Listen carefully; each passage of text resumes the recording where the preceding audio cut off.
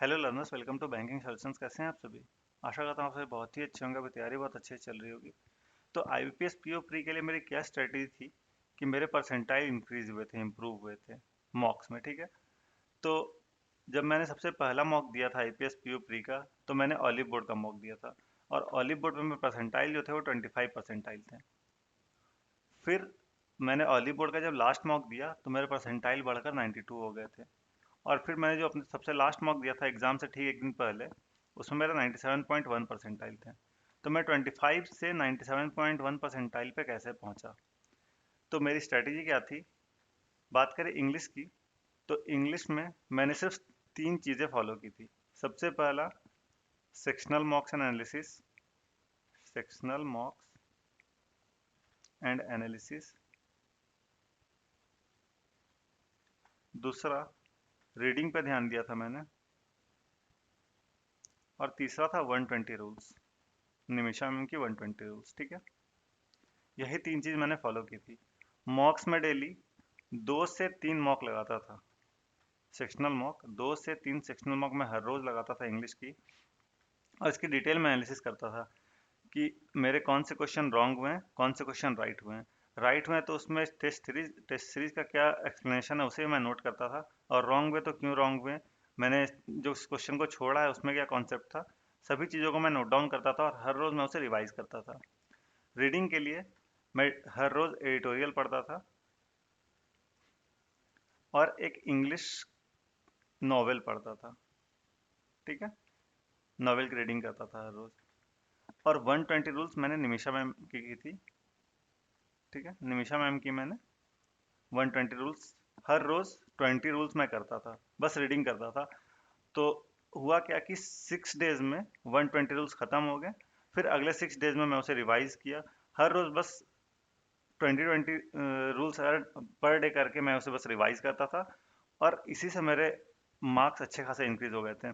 Starting में मेरे English में आते थे 10 से 12 नंबर।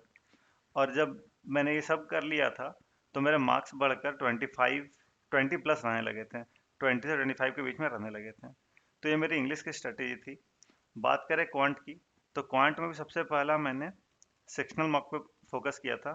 ठीक है। सेक्शनल मॉक्स, इसका मैं 2 से 3 हर रोज देता था और इनका भी डिटेल एनालिसिस करता था। ठीक है, डिटेल एनालिसिस करता था।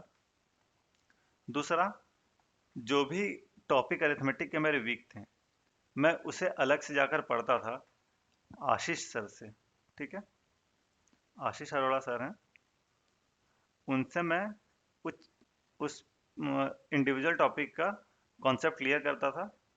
फिर मैं आकर उससे रिलेटेड 20 से 30 क्वेश्चन लगा लेता था उस चैप्टर का। तो मेरे उसके कॉन्सेप्ट क्लियर हो जाते थे और हर रोज़ मैं उसकी प्रैक्टिस करता था। तीसरा, मैं हर रोज़ कैलकुलेशन करता था।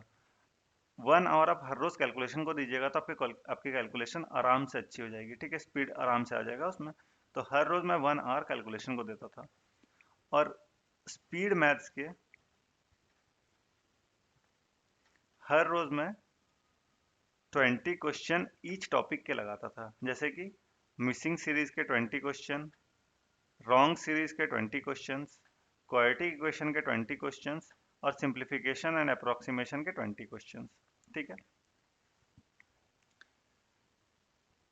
और अरिथमेटिक के मैं दो तरह से अरिथमेटिक के क्वेश्चंस को सॉल्व करता था। एक, मैं टॉपिक वाइज करता था।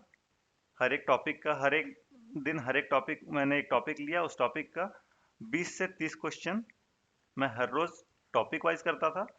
और फिर मैं मिक्स टॉपिक के क्वेश्चन भी लगाता था। ठीक है, 20 to 30 मिक्स टॉपिक के लगाता था। तो इन्हीं चीज़ों से मुझे बहुत फ़ायदा हुआ था क्वांट में। अब बात करें रीजनिंग सेक्शन की, तो रीजनिंग में बस मैं सिर्फ मॉक लगाता था। मॉक से क्वेश्चन से ही मैं प्रैक्टिस करता था। रीजनिंग में 2 से 4 मॉक हर रोज लगाता था। उसमें ढेर सारे क्वेश्चन पजल के हो जाते थे, पजल प्रैक्टिस करता था। अगर आपकी पजल वीक है तो आप पजल के हर रोज 4 से 5 सेट पजल के लगाएं, तो इससे आपकी स्पीड अपने आप आ जाएगी। पजल्स में मुझे 2 से 3 मिनट लगते थे एक पजल को सॉल्व करने में। 2 से 3 मिनट में एक पजल सॉल्व हो जाता था। तो मॉक्स रीजनिंग में सिर्फ मैं सेक्शनल मॉक लगाता था और कुछ नहीं करता था, बस सेक्शनल मॉक से ही मेरे मार्क्स इंक्रीज हो गए थे। तो ये थी मेरी हर एक इंडिविजुअल टॉपिक के लिए। और फिर मैं हर रोज 2 से 3 मॉक हर रोज लगाता था, फुल लेंथ मॉक। ठीक है, फुल लेंथ मॉक में 2 से 3 हर रोज लगाता था और उसकी डिटेल एनालिसिस करता था। तो इससे मेरे परसेंटाइल 25 से बढ़कर 97.1 हो गए थे। ये अच्छा खासा चेंज होता है। इस तरह से अगर आप प्रैक्टिस करिएगा तो एसबीआई क्लर्क के लिए भी अगर आपके परसेंटाइल कम आ रहे हैं तो इस तरह से प्रैक्टिस करने पे आपके परसेंटाइल अच्छे खासे इंक्रीज हो जाएंगे।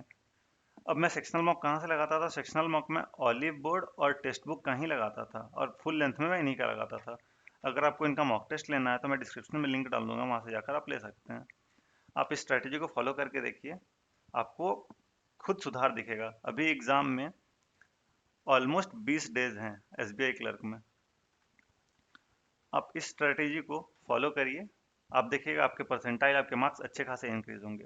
यही इन्फॉर्मेशन मुझे आप सभी को देनी थी। अगर आपको मेरे एफर्ट्स अच्छे लग रहे हैं तो आप इस वीडियो को लाइक और शेयर करें, और मेरे चैनल को सब्सक्राइब करें ताकि आने वाली वीडियोस की नोटिफिकेशन आपको मिलती रहे। और आपके सब्सक्राइब करने से मुझे मोटिवेशन मिलती है, तो प्लीज़ सब्सक्राइब करके मुझे सपोर्ट करें। आपको किसी भी प्रकार का क्वेरी है तो आप कमेंट सेक्शन में पूछ सकते हैं। ऑल द बेस्ट आपको एग्जाम के लिए। Thank you.